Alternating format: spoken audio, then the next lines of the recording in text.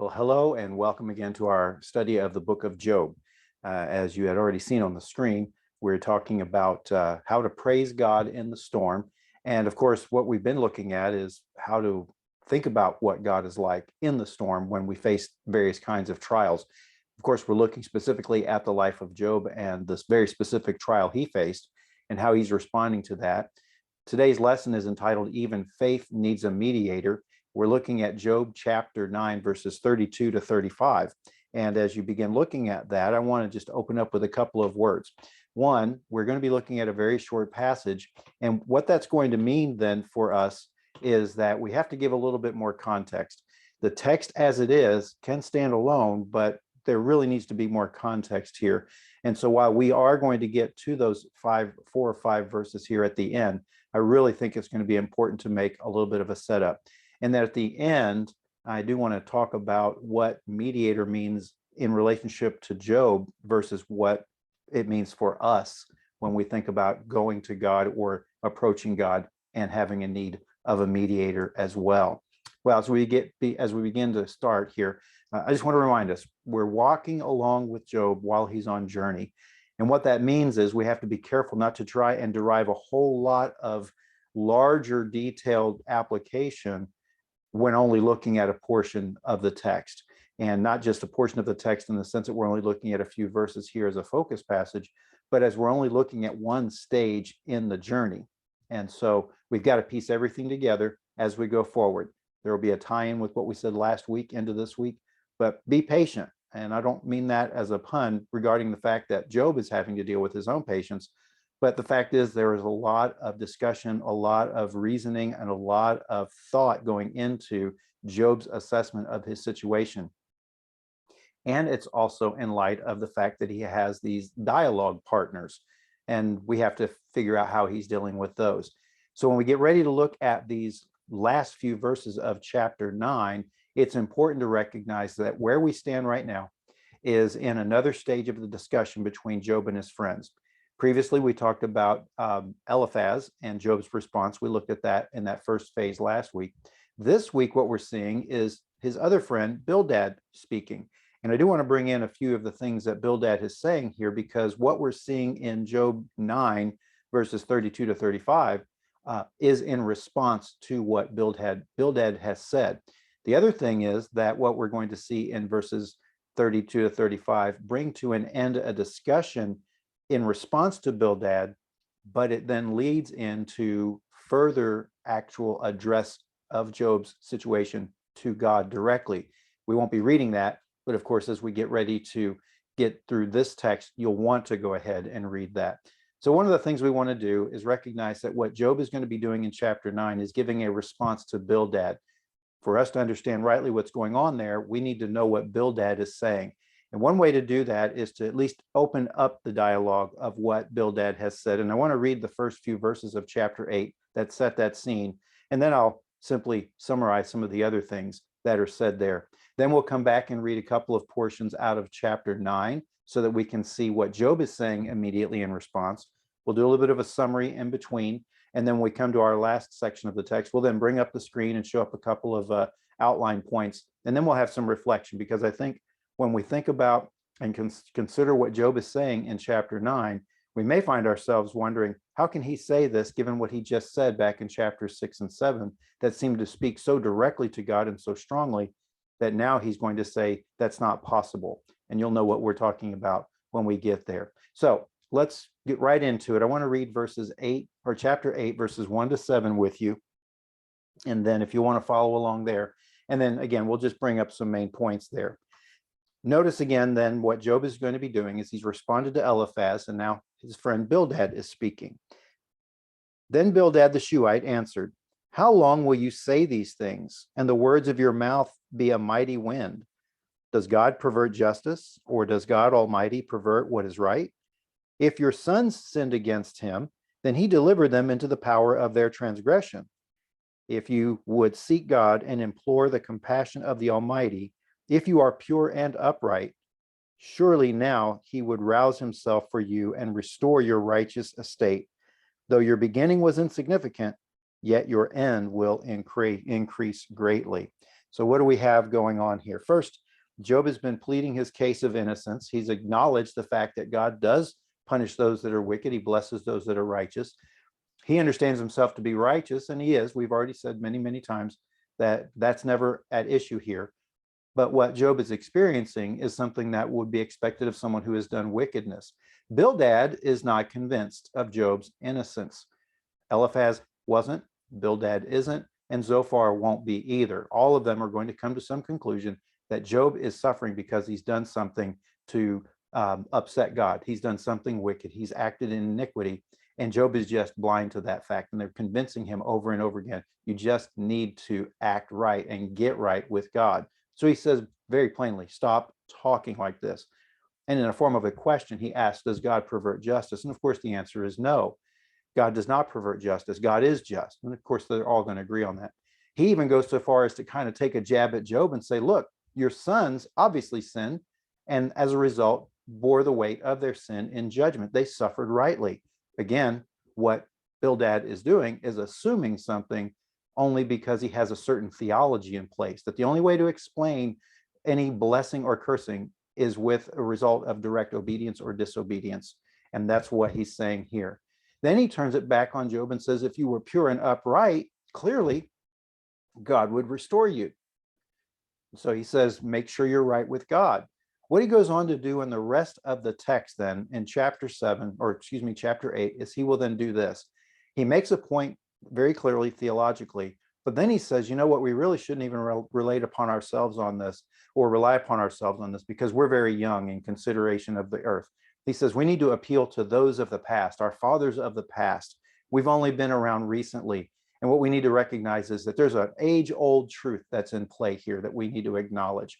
And what he does is he summarizes this statement in this way: failure to acknowledge and follow God, but failure to acknowledge and follow God, but in trusting in oneself will carry with it its own destruction. Let me reword that a little bit. If you fail to acknowledge God and then follow him, but instead work in trusting in your own self, then that is going to carry with it its own destruction. And Job is basically being accused of doing just that by Bildad. He says this, Bildad continues on, he says, if you are one of integrity, then you won't be rejected. But when you appeal to God, there will be a return, a great and mighty return, greater than the beginning.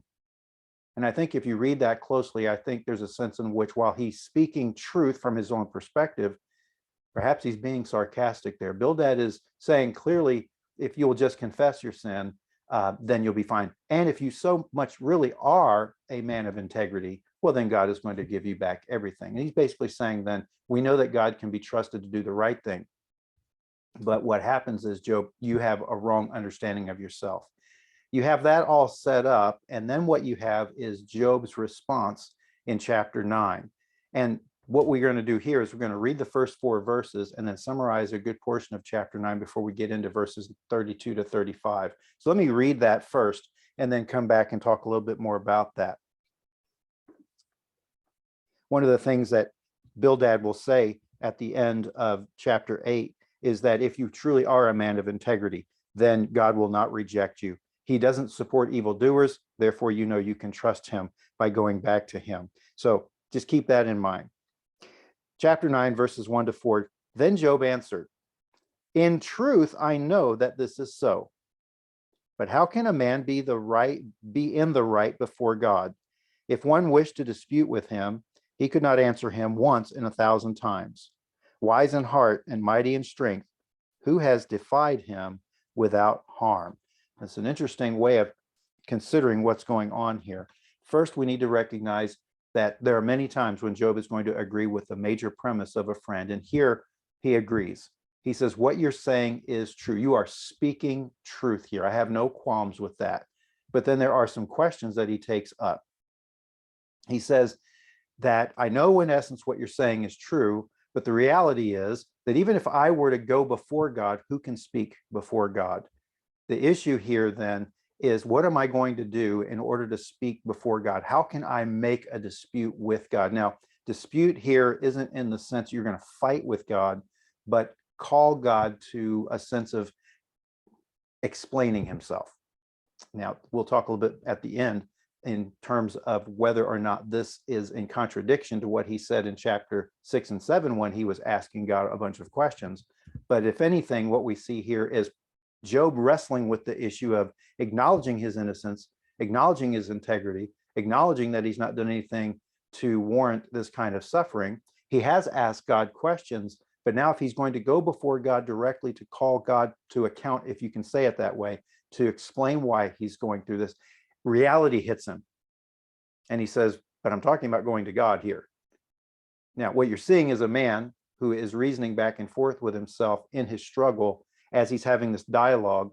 And as we'll see later in summary, it's not just a dialogue between himself, but he's having to dialogue with these partners that supposedly are there to be friends, but yet are constantly accusing him. So there are questions with regard to what he has to deal with. The issue is then speaking directly to God. So to say to God in some way, please explain yourself. But there's no such thing in doing that because God is immense. What you're going to find in verses 5 through 12, and if you'll read that on your own, you'll see this. What Job will do is go through a litany of descriptions, illustrations of what God has done that demonstrate how big God is, how powerful God is. In many ways, he goes back to language related to the creation. God has created all these things. He has a power over all creation. God is so big, he's so immense, who can approach him? And what Job does is he acknowledges through that speech that God is so immense that who is up to that task? Who is going to say, as he says in verse 12, who could say to God, what are you doing? What we then find in verses 14 through 16 is a challenge. What is the challenge that one faces in speaking to God? Job would argue that he is innocent, but who can really go before God and declare himself innocent?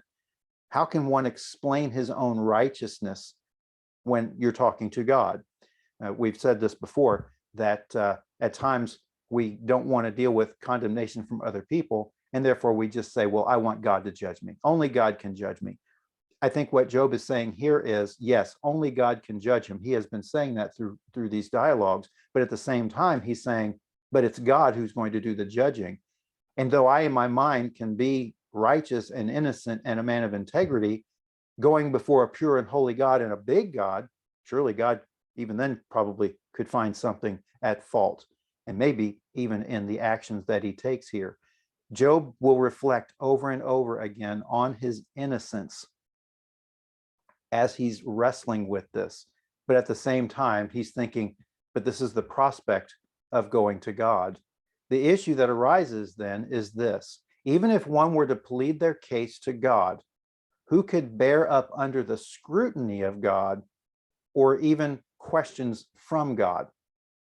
If you go before God, there may be questions from God. The question then would be then, who could answer? What Job then deals with in these last several verses of chapter 9 is the prospect of going before God and what may be necessary to do that. He may need a mediator. So as we're thinking about these last few verses, then I want to go ahead and share you a brief description of the outline that we have before us. First, you see there that what Job is going to say in verses 32 to 33 is that a mediator is needed, but is not available. Now, we could stop at verse 32, but I think we're going to go ahead and incorporate both 32 and 33 together. That's going to be looking at a mediator to help Job approach God. What he's going to find is there's not one there. And so his next option is then to at least have the barrier that blocks him from God to be removed. And that which blocks him from God in verses 34 to 35 is God's rod. And we'll talk about that as we move forward as well. So as we look at this, let's go ahead and take a moment to read what Job has to say in these two verses each section, and then try and summarize what's going on here. So he gets to the end. He recognizes that he's innocent. He knows that he needs to talk to God. He knows that God can vindicate him. He knows that God can explain himself. And yet now when he thinks really in his mind what it means to go before God, recognizing the immensity of God, he says these words in verses 32 to 33. For he is not a man as I am, that I may answer him, that we may go to court together. There is no umpire between us who may lay his hand upon both of us. Notice what Job is saying here is, in summation, in the end of this part of the discussion, he says, I'm going to court. If I go to court, it's like going to the court where God is both the one who is being called to give an account, but is also the judge. Now, that may be stretching the analogy a little bit, but some of the literature that I've looked at suggests that's kind of his dilemma. His issue is to try and get God to explain himself, but the final judge is God himself. So what he needs then is someone who can go between him, because there's a great chasm fixed, if you will, ideologically, or I'll say it this way, in terms of idea, not ideologically, in terms of understanding of reality, but in the sense that he is a human being and God is God. There's great difference in who they are between them. He says God is not a man, so that he could even answer. In other words, Job could not adequately answer God. What he needs then is, in some way, someone to go with him to court who could speak for him, someone who could bridge that gap, if you will. He needs someone to stand in the gap so that the great distance between his humanity and God's deity can be brought together, so that there can be some kind of conversation. He says he needs someone to accompany him and to plead his case for him. Even though he knows he's innocent, he feels like standing before God, he wouldn't be able to be bold enough in proclaiming that innocence. God could still find fault, he thinks. Now, again, we're talking about a person who's having this dialogue with himself and with his dialogue partners. What he's looking for then is one who could help to be sure to keep the terms of a final settlement. So where are we going with that?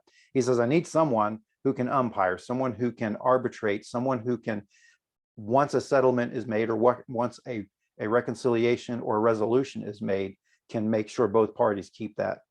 And he's saying, we don't have that. When he says having someone to put their hands on each of our shoulders, he's talking about someone who can then bridge that gap and make sure that both parties do as they've agreed to do. But what Job is saying is, there's no one like that. There's no one there. There's no one that can go with him toward God. And so what's he going to do?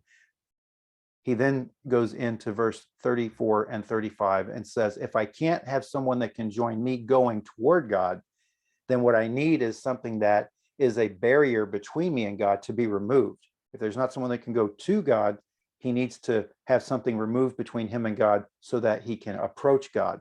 And that's where he uses this metaphor in verses 34 and 35. He says this, let him remove his rod from me, and let not dread of him terrify me. Then I would speak and not fear him. But I am not like that in myself. And we'll look at another way of understanding that last phrase in a moment.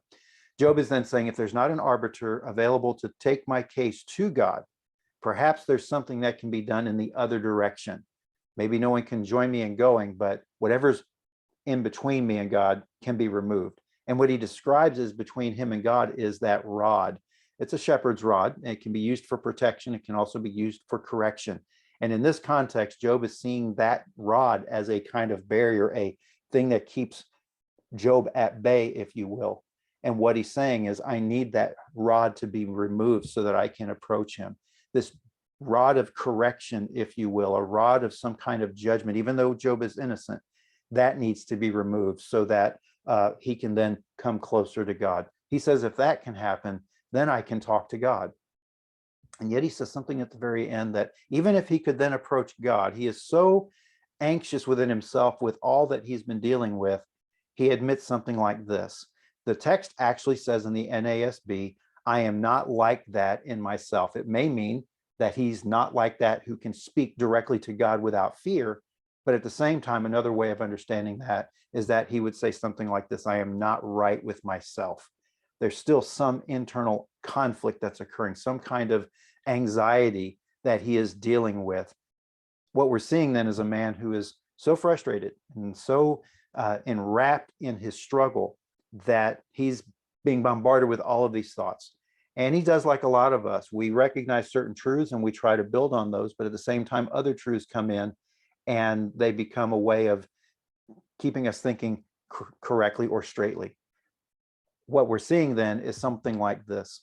Job is in dialogue with himself, reasoning through his situation. He knows his only recourse is that God explain what's going on, but who is Job to tell God to explain himself.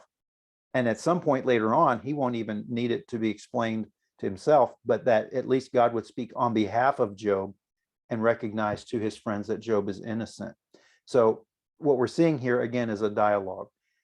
And that's why I said at the beginning, we need to be careful not to try and draw out a lot of things to emulate here. We are witnessing Job in his struggle.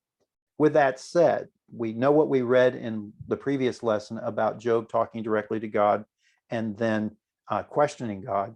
Here, he talks about the impossibility of doing that.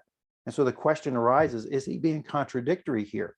How can he, on the one hand, actually have a conversation with God, asking these questions, and at the same time, in response to Bildad, say, I know I'm innocent, I know I should go to God, and I know if I go to God, he will speak the right answer to you, but I'm going to God. And so there's this trouble within him. Is this contradictory then?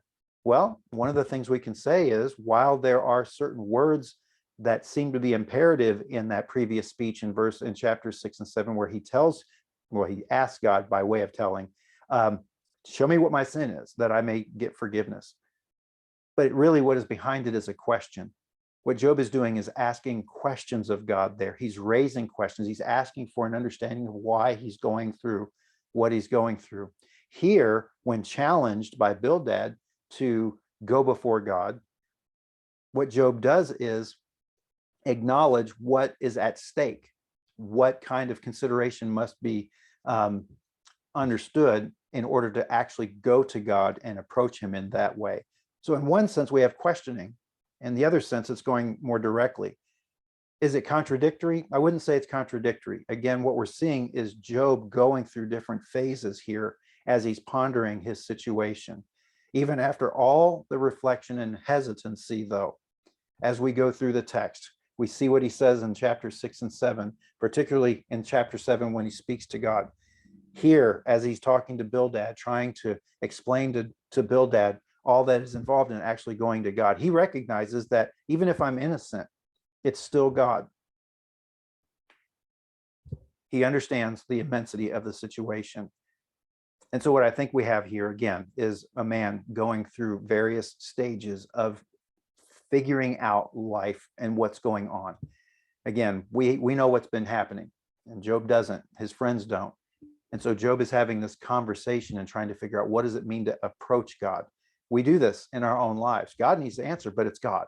You know, we run into that situation. We have these internal conversations.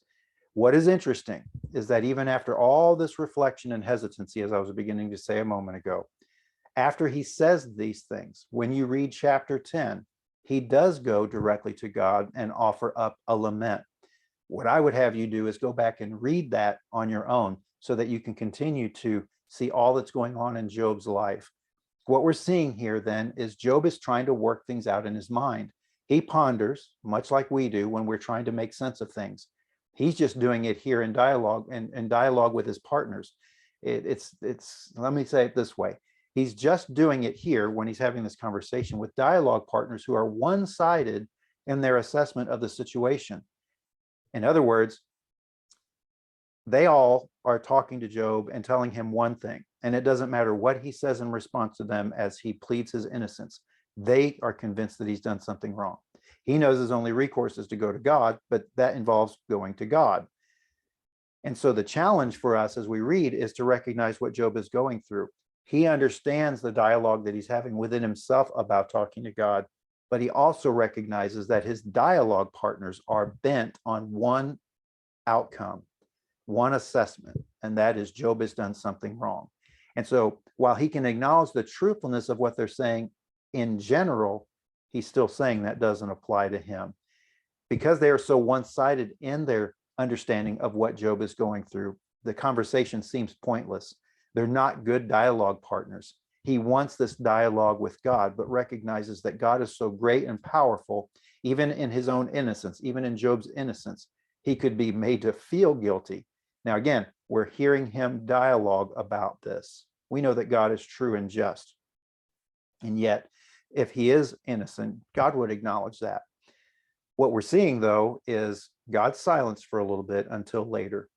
So what we have to recognize, as we've been doing through these lessons, is we have to recognize that we are witnessing a person in the process of reasoning out his dilemma. And we have such conversations with our friends at times as well. And sometimes we have those internal conversations as well. And so, if anything, while what is going on in these chapters is not something necessarily to emulate, there's something that we can see as we hear Job speak that we can relate to. There's a context there where we understand what Job is going through.